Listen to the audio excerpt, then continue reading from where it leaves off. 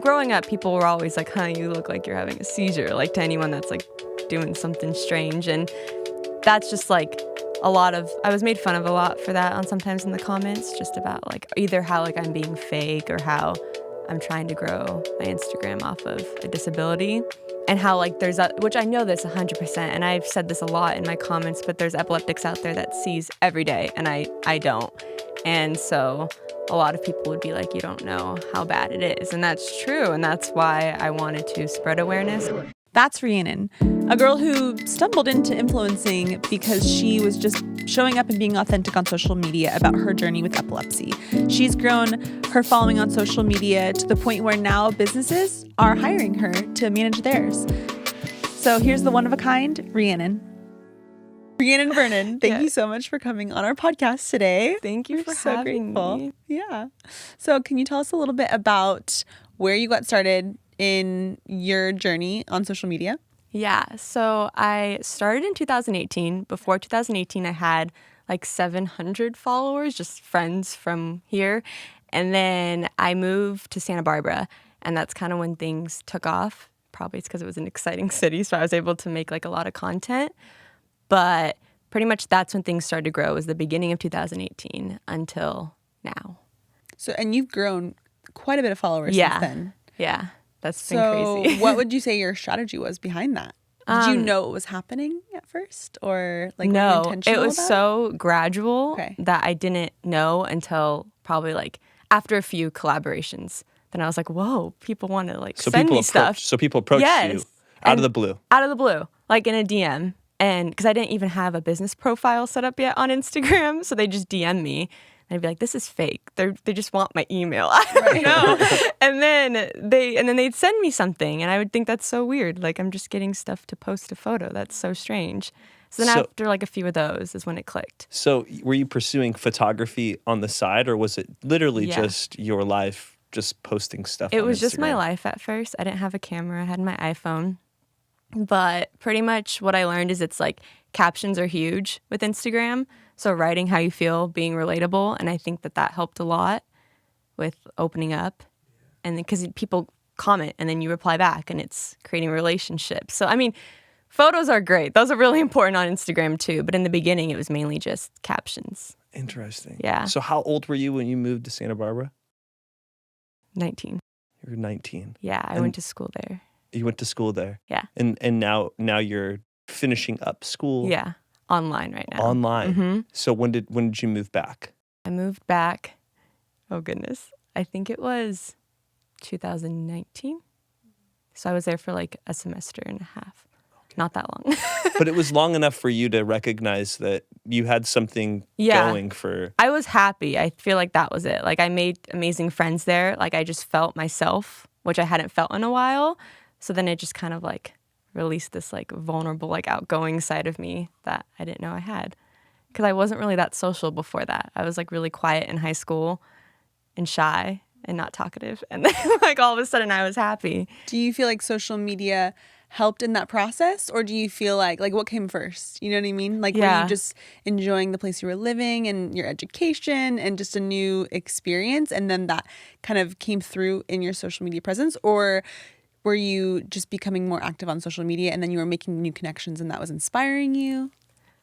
I think it was both, because I had started social media before I moved. Like I had started trying. I made a blog, all this stuff, but I wasn't really invested in it. And then I think as I got like more friendships and I like just felt more myself, I was able to post more frequently.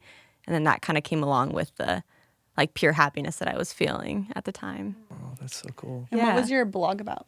So it was about my epilepsy. I titled it Reliving because it was like my name in the beginning, and then living. And it was all about like just reliving your life through like the trials and tribulations, and just like it's never too late to relive. Like you can keep going, you can keep pushing forward, like just be yourself and learn how to push through. And like, so part of it was just like you speaking to yourself. Like yeah, the words pretty that you much. were putting out was just self-encouragement. It pretty much was. It was like each stepping stone in my life, like what I was going through. Like, okay, here, like it's almost like personal, but it was just out there. And it did pretty good. I was shocked because I had like 400 views and only had like 600 or 700 followers. So I was like, that's sweet. Like, Wow. all my friends are reading it or whatever. Yeah. And it was really cool because, yeah, I was able to like document like when I had my first seizure after 5 years of being seizure free and like say how I felt, and then able to say like I'm reliving, like I'm moving to Santa Barbara to live on my own to get over like the anxiety of when like the next seizure will occur. So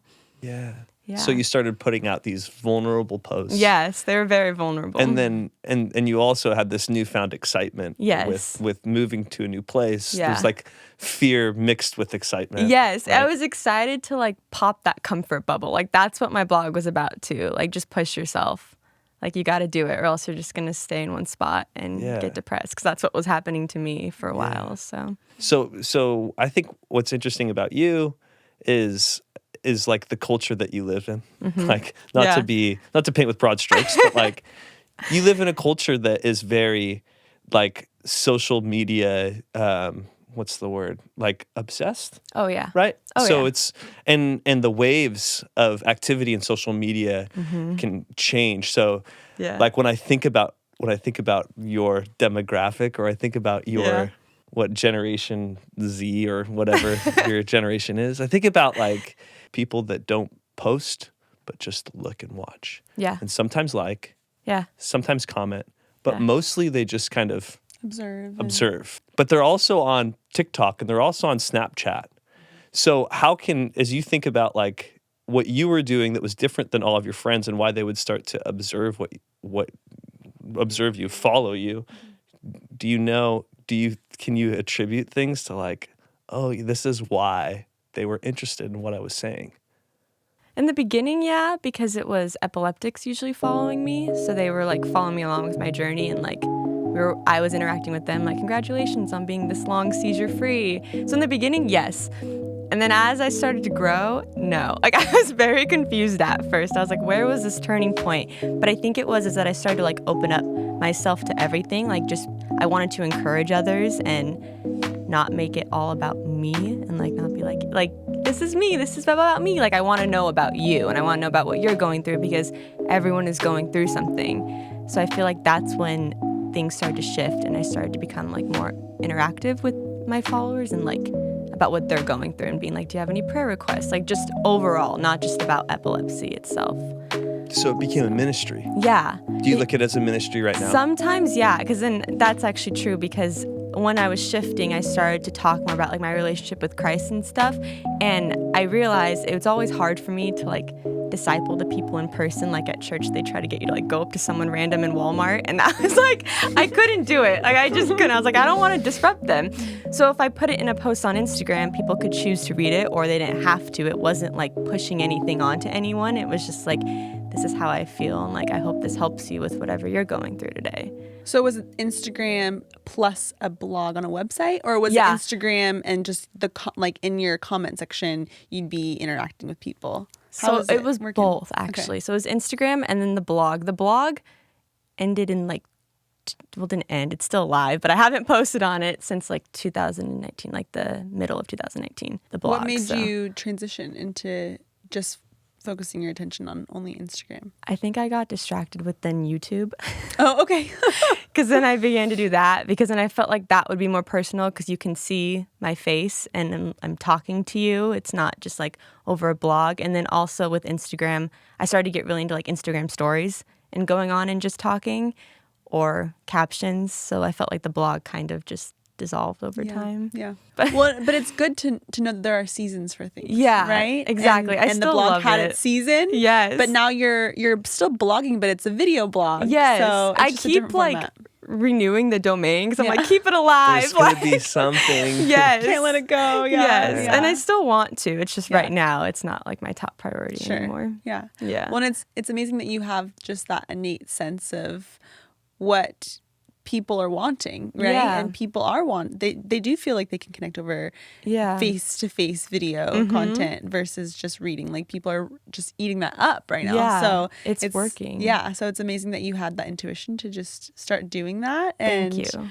I think it seems like a kind of a phenomenon, you know, people who are able to be successful on Instagram, because I would say that there's so many people on the platform, and it's hard to know like nobody can say that if you just do X, Y, and Z, then you'll gain a following and you'll be able to be an influencer or whatever, you know. It's so difficult. It's so interesting. And so for you, it seems like everything's been very organic in your decision making. You're not doing anything to try to gain a following. Yeah. You're just creating and wanting to connect. Yeah. And I think that's like exactly what you should be doing, right? Yeah, I don't put the platform. stress on that. Like, if it happens, it happens. Like, if I get followers, that's great. But at the same time, like, it's just fun to connect with people.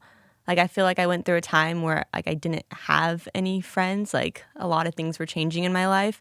So to be able to, like, just interact with strangers and just lift each other up, that's so amazing to me. Yeah. It's so impactful for me, too. Yeah. I think the other piece that's interesting about all this is that people in your position, I feel like their passion for video making or photo making drives them into a space. Oh, yeah. And then they have to, as they're trying to engage and become the influencer or just build their following, they start, it's like, what's my purpose in this? I just like making videos or like shooting pretty pictures. So I'm just going to go to Mendocino, North Coast, and just going to make things look nice. And then hopefully people will like it. But yours seems so opposite. Like so far you haven't talked about like your passion for video making or photo making so much as it's been the connections. It's all about the relationships and it's about your story and that being able to bless somebody. Yeah, that's been like my biggest thing. Like, I love to just comment on people's stuff. I don't know you, but like, hey, like, you look great, you know? And then the photo editing came along with it. Like, as I got Lightroom and stuff, I got way into that and trying to create my own theme. Yeah, aesthetic, exactly. And then video editing, I'm really into that now because I just started my YouTube, kind of just started it. But congratulations. Thank you. That's exciting. Yeah, that's been fun with like video editing. But you're right, that definitely came along after the whole like connection. Do you feel like growing up you were a creative dabbler in a lot of different things, or do you feel like you weren't really a creative dabbler and that you found this passion kind of later in life? I think I found it. I was very athletic, and my dad, I'm like his only child, and he always wanted a boy, so he made me like very athletic. And he was always like, and I know he meant it with good nature, but like if you play sports, you're not like creative. Like, you didn't say it like that, but kind of like it's one or the other. Like, you're athletic, you get a scholarship for this, or you get a scholarship because you can paint and edit and all this stuff. So I kind of had it in my mind that I just wasn't creative. Like, I didn't get that outlet because I viewed it as like drawing, and I cannot draw for the life of me. That's why graphic design is amazing. But yeah, and so I never viewed myself that way. And so it was strange to see like people write like, oh, you're so creative that you did this, or that's so creative, that's a creative idea. It's like, what, me? Like, I just never viewed myself like that. I was always just categorized myself as like the sports person. And so when you went away to college, you had this freedom to explore some of your passions maybe and learn more about yourself. Yeah, you have a lot of time in college because you're still meeting people. So like when you're kind of alone in your dorm, that's when I'd start to like download Lightroom and play around with that. And then iMovie was the first video editing I used. And I just like play around with all of that to make my stories look pretty and stuff. And it was really fun. Yeah, we talk a lot about the relationship that we all have to these big terms like artist. Yes. You know? It's like, well, I'm not that. Yeah. I'm like, I can't be that. And also when it comes to the amount of content that's out there, whether it's on Instagram or YouTube or anywhere, right? You have all of these different examples of quote unquote artists. You have all these different examples of unattainable, whatever you call it. Yeah. And then the inner critic that lives in all of us, regardless of if we have identified ourselves as some art person or not, tells us, oh, I'm not that. Yeah. Like Bria has often talked about like how her revelation of, oh, I'm a creative, it came kind of by surprise. Like she didn't think of herself as a creative. And for me, I loved sports and I loved a whole bunch of other stuff, but I like to draw. And I have the same sort of distancing of myself to the term of an artist or, you know, a graphic designer, or I'm not as creative. I'm not a photographer. I'm not all of this stuff. But when the walls come down and you start just engaging with people and making out of that, I think it's like, it doesn't matter. And especially when it comes to ministry. It's like, in the space of ministry. It's about a creator that is not us. And we are just abiding with the tools or the whatever he's given us. But the facilitation of conversation is what the point of us abiding in his creation is all about, right? Yeah, I couldn't agree more. So you have that deeper purpose. And you know why you're created. You have a peace knowing, and you're able to connect in such an authentic, real way because you do know why you're here, right? Yeah. And so that comes through. It's very apparent that you just are glowing and so much love. Thank you. Yeah, I think that's been always interesting because in church, they tell you you have a purpose, you have a purpose. And I always felt strange because I had never talked to anyone about Christ. I'd say my testimony, but I never just walk up or just bring someone. I remember my friends at the time would be like, why are you so social media obsessed? And it's just no, I just like to do this. I don't know why. And then I thought maybe I'm just weird. And then when it kind of all clicked together later on, I was like, oh, that's why. Because I want to create relationships and I want to be able to talk about Christ. And that's the best way for me to do it, where I'm comfortable, but it comes natural too. Mm. So, yeah. So let's unpack that a little bit. Yeah. Your friends saying, or your community saying why are you on social media it was so so much? Weird. Did that come across as a hurtful thing? Yeah. I thought I was weird. I thought that meant that I was on my phone all the time, looking for likes. And I think I had 15 followers. When it first came out, I think I was in 6th grade or something. But I was just always trying to take photos of events or important times that happened to me, to document things, and I'd post them. And it was kind of hurtful because to me that meant a lot to me when I'd post those photos, and to them they'd be like, why do you care about that? Why are you taking a photo of a birthday party or your dinner with this person? It's because I want to remember it. And that's the whole point of photos too, is I feel it's a memory, and that's really important. But it does also pull you away. Yeah, it does. Because your friends are probably thinking to themselves, I thought we were hanging out. Yeah, put your phone away. You're on your phone right now. Yes. But here's the thing, is that I won't post a photo around people because it's too distracting. So I'll just take it real quick and then I'll put it away. So even with stories, I never usually take them at the exact time of what I'm doing. I don't post them at the exact time. I'll take it and then I'll put it away and I'll just save it because I can't. It'll take me too long. Was that a difficult thing to adopt, or was it at first? Yeah. At first, because I didn't realize it'd be that complicated. But as stories started to get so much more complex, I was like, okay, I can't just write. It's got to look pretty, and I got to draw some things and make a shadow, and I would try to do that, and my friends would just be like, Rheannon. I'm like, I'm sorry. And I was like, oh no, I'm turning into that person. So I just stopped. I just save it. So you document and then save it for a little bit. And then I'll post it. That's a really good strategy. Well, it's so necessary now with there's such a negative view on influencers and Instagram and stuff, because they show the funny videos where an influencer's always like this, and it's so to try to you don't want to be like that, you don't want to be away from the world and what's happening right now, but at the same time I feel as so important to sometimes take pictures of those memories and cherish them. So it's a quick, okay, I'll do it later then. Absolutely. Yeah. Well, and you always appreciate the friend who documents the moments that you forget about. I know, because I'm always recording every person's birthday party now, when they sing happy birthday, and they'll always look at me weird, and then they repost my story that I tag them in, and I'm like, yeah, you wanted that. You wanted that. Yeah. So you can't diss the people who want to capture moments. It's a beautiful gift. And you just have to learn when to do it. Yes, and to appreciate your friends for all the beauty that they have to offer, and that everyone's different. I love how your story has so much purpose in it that's just based on who you are, and then through it realizing these different creative things. But social media can be very hard and mean. Have you dealt with any of the difficult mean-heartedness? The trolls. Have you dealt with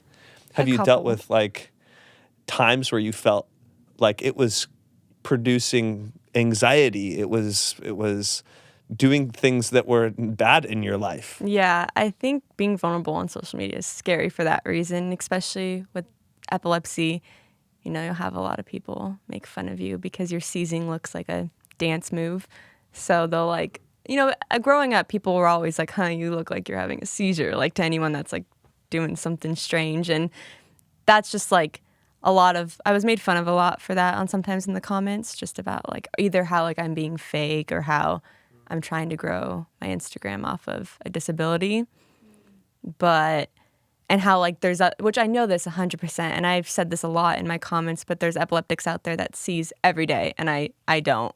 And so a lot of people would be like, you don't know how bad it is. And that's true. And that's why I wanted to spread awareness. So I got a lot of that. And then recently there's someone who like, I don't know how they time everything so well, but I don't use the Unum app. It's where you can like see what your photos look like all in a grid before you post it. I kind of use that, but I like to like post my photo for 1 second and make sure it's like cropped correct with the other ones. It's just a me thing, and then I delete it like literally 1 second in. Well, every single time. Not every time. Okay. It's like if it's a longer photo, just to make sure it doesn't like cut off my face and just has like my feet or something. So I like to see, and someone I guess saw that, and they were like, so when I posted it, when I got the cropping right, they were like, she posted this, guys, and then she didn't like her likes, so then she deleted it. All she cares about is likes, and just like kept commenting, like wouldn't stop, and then got like a friend to do it too, and they're like the first comments on my Instagram, just like nonstop. And I'm just having anxiety, like, do I delete it? Do I address that I do this weird thing where I post a photo to see the cropping? Or like, I didn't know what to do. So I had deleted it at first just because I had never figured out what you're supposed to do when that comes, because I never had that problem. I always had like epilepsy problems where I could say like, oh, I'm sorry if this offended you. Like, I totally understand and I'm praying for you. This was different. This was like the more like influencer side of things. Yeah. And so I deleted it, and then they just kept going like nonstop, and I just was like, I just gotta keep it up. Did you have any of your followers step in and like defend you? Someone did. Some girl, she was so sweet. I don't know who she is, but she was like, guys, chill, she looks good, or something like that. And like, she didn't know, but I was so shocked, because I was like, someone has my notifications on or something, and they didn't follow me or anything, but they had my notification, so they saw like right when, and then because I deleted it like literally 2 seconds after I posted, just to make sure the cropping's good. That was crazy though. So people are always watching you, and that's when I realized that, and that's kind of terrifying. Yeah, because now I realize like when I do that, people are gonna think I'm just doing that for the likes. Now I got to figure out another cropping way. So I feel like that's giving me a lot of anxiety.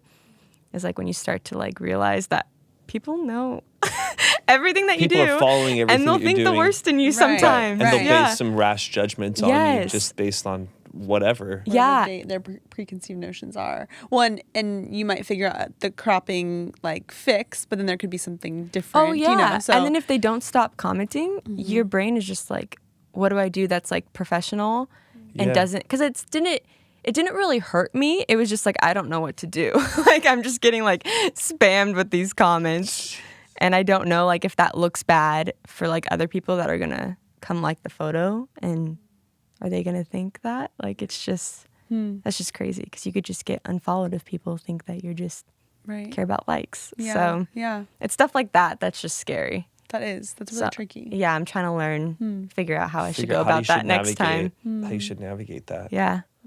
Yeah, we've talked with a few now, like influencer people, how their relationship to their fan base and their relationship to people within their ecosystem that are trying to, poke or just take them down. And I think this term trolling is, I was just telling Bria this recently, like trolls, that concept is, as I understand it, is different than the way it manifests itself in influencer space. Like when I think of trolls, I think of like people that are saying yo mama jokes or whatever in social media or in like on like gaming or something like that, and you just ignore them, right? You just ignore them. It's no big deal. But when you're an influencer, and when there's trolling or when people are posting mean things, now all of a sudden like they're like literally trying to take down what you've created. It's like a very mean spirited thing. Yeah. And there's also this other like so much of what you're all about and what you want to be all about is these like rich, authentic relationships. And so they're trying to, like, that comment is destroying that. You know what I mean? Especially in the beginning when everyone's seeing it and you're just like, everyone's going to see this comment. Yeah. That's scary. That's so scary. Yeah. And that the inauthenticity is what they're commenting on. Yeah. Like, this person's not real. This person's fake. Yeah. And that's the opposite of you and who you are. Yeah. But if you address it, it's like, what do you do? I mean, I did because I didn't know what to do at first. So I was like, hey, this is what I do. Like, I'm sorry. And then they didn't reply. They didn't reply? No, they didn't reply. But did they keep on doing it with future posts? Then they did it with the next post, which I didn't even do it. I didn't do it that time. They just said, like, she's probably going to delete this comment. That's all it said. Like, I don't know why. Wow. I don't know. But it's interesting because to a certain extent, it's kind of flattering that somebody would think about you that much or be so bothered. Like, you know what I mean? Comment instantly. Yeah. Like, you post and it's just like, boom. That means that they're probably thinking about you and your life and your account a lot more than you probably are thinking about, you know, we don't follow each other. Right. Like, I literally was like, who is this? Yeah. Oh, yeah. So this wasn't they didn't follow me and they were private. And so it was like their friends I didn't know who it was. Yeah. But they had like their notifications on or something. But so yeah, so that's one kind of that would be really stressful. I can't imagine. Yeah, especially when they keep commenting. It's just like, I don't know what to do. Right. Yeah. I mean, it makes sense why people who have like substantial followings have their comments just turned off entirely. Oh yeah, I would. I would too. It's not worth it if you have like so much hate. And you see how it affects like the huge influencers at times. Like, they're like, I have to take a break. This is too much. Yeah. That's insane. Like, no one should have to go through that. It's really interesting how you've created this. You kind of fell into this just from pursuing your passion, being authentic, making relationships, and then seeing where you could go with it and the opportunities that have come. And now you're doing something entirely different for a career even because of it. So can you tell us a little bit about that? Yeah. So my whole life, I told myself I was going to be a teacher. 3rd grade. I don't know why, but I just told myself that's what I'm going to do. So I went to college at the community college, and I just, like, the first student teaching class I took, I didn't feel it at all. But I was like, why? I love kids. I was helping out with kids at my church, but it wasn't clicking for some reason. But I kept going because I didn't want to, again, go out of like my comfort bubble and see what else could be out there. And so I kept going, and then when I was 5 years seizure free, and they told me I was no longer epileptic. And then I had a seizure out of nowhere in 2017. And that's what then I got really sad for a really long time because like my whole life changed because I wasn't really living like an epileptic. So like you can get dizzy, you can stay out late, like you can eat whenever you want to eat, but like when you're epileptic, you have like an eating schedule. You have to get 8 hours of sleep or else you'll seize. You can't get dizzy, like no roller coasters, like no drinking. Like it's just very like restricted all of a sudden. So I got really sad for a really long time, and I lost a lot of friendships because of it, because I couldn't do like what I was doing. Like I couldn't go on like a fast food run at like 3 a.m. Like it just wasn't my life anymore. And I lost a lot of friendships and I felt like really alone. And then I decided I need to do a change as I like kept praying and seeking Christ. And it was like, you can turn this into good. So that's where my blog came about. And then the Instagram trying. And then I moved to Santa Barbara to like get a fresh start and like try to find something new and move on with my life and realize like I have epilepsy and this is how it might be for a really long time. And I have to learn how to adjust and learn to live on my own and like just live my life to the fullest. And so with that, then I started to fall in love with social media, like a lot. Like I just loved connecting with people and like talking about what we're going through and creating relationships. And then as I continued to love to do that, I remember I was at college and I was like, I don't want to do this anymore. I don't want to do teaching. And then my friend Alex had told me about how her sister was a communications major and did like media and stuff like that. And I thought that was so cool. And so I started to look into that and look at the like communications majors. But at first when I heard communications, I was like, I cannot do that. I cannot do speeches and talk. That's not good. I like to write and all the other stuff. But I saw like digital media and marketing as a minor with communications. And so what does that strategy look like for you when you have a content day? How often do you have a content day, and how many pictures do you get from that one shoot, and how do you put it in your layout and, all of those questions? So I try to post every other day. That's just like the goal that I have. And I usually go on Saturdays, and where we live, it's kind of hard to find cool places.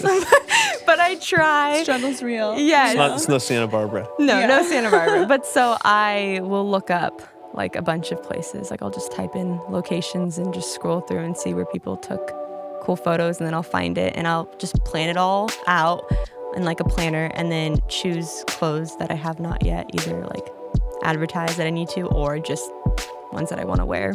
So how many pictures do you end up usually using in the same setting or outfit? I mean, do you feel like you're able to backlog a lot of content, or do you just like that one outfit just gets one post and then you move on? That's sadly what I only do, is the one outfit gets one post. And then sometimes I'm like, why do I do that? Because like there's this one Instagrammer who posts like 5 photos in a row of the same outfit and no one cares. Yeah. Like she's just doing her. And Who I'm is like, it? Do you know? Her name's, well, I don't know her name, but her username is Seriously. Okay. With C. Oh, okay. Yeah, I never know names when they handle is like something. Right. Yes. But like she does that. Like she'll post like 5 photos in the same outfit, and she has so many followers, and it's like she's just being her. And I could do that, and I should do that, because I'm only getting then 5 photos when I have like hundreds. So. For sure. Yeah. It's a long day, a lot of editing, a lot of planning, and then you're like, well, that's not even a week's worth. So there we go. That's what I do every other day when I could be doing every day if I use true. the same outfit. Strategy, yeah. Yeah, I feel like there's that pressure on that I had in my mind. Like I can't post the same outfit in a photo. I don't know why. So before we wrap up, I would like you to share what you feel like your tips would be to people getting into this field, I guess, or you know, wanting to start an Instagram or a YouTube account. How would you encourage them in that? Just be yourself. Like, it sounds so lame, but it's so true. Like, I feel like if you're just open and honest and you just write what you're feeling, like, I mean, don't go too crazy, but like just write how you feel and be positive, and also show your like struggles too. I feel like that's really key. Like I've been open when like life isn't so good, and that's why I'm not posting, because I don't want to be like smiling in a photo and still struggling through stuff. Like everyone needs a break, and I feel like it's good to be open about that, because there's this theme on social media that you're fake if you do it, and showing that like you're a real human being and like being yourself, that's huge. And saying like I struggled too. And then like what I was talking about like with Officially Quigley, like sending voice memos to people, I think is also huge, because I learned that from her. And they know you're real, like through the DMs, like sending a voice memo or a video back. That's huge, because it's like you're not just texting or DMing someone. You're saying like, which could be anybody. Yes, and that's the thing with voice memos is people are terrified to do, especially on Instagram, because you push it and you say something that sends. Like you don't have an option to like delete it. Like as soon as you start talking, it's going through. But I feel like that's so cool, because when you mess up over your words, you're like, yeah, I'm human and I'm here and I'm not perfect. So let's. Yeah. So Rheannon, where can people find you when they want to subscribe to your YouTube channel, your Instagram? What's your It's handle? all at Rheannon Vernon. Perfect. So yeah. Oh, you're such a light. Thank you. Thank you for having on the me. podcast. Hey, thanks for listening. Don't be a stranger. Hit the subscribe button and let us know how you enjoyed the episode in a rating on the podcast app or in the comments below if you're watching. And remember, you're one of a kind.